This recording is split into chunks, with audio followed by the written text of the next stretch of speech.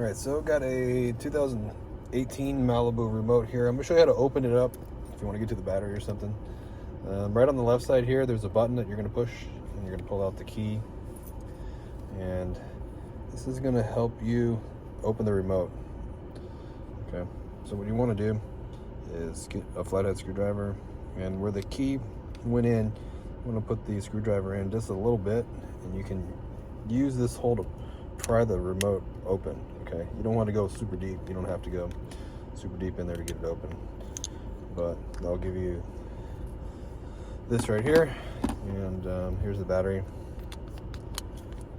Pull the battery out, and let's see what kind of battery we got here. We got a Duracell battery, and the size is going to be a CR 2032. Right now, see the positive sign there. It's going to be facing down when we go to put this back in here. It just goes in just like that. Just clicks right in there. You get the two halves, stick them together, just press them together to put it back. She got it lined up. Just squeeze it. And the key goes back in, and you're done.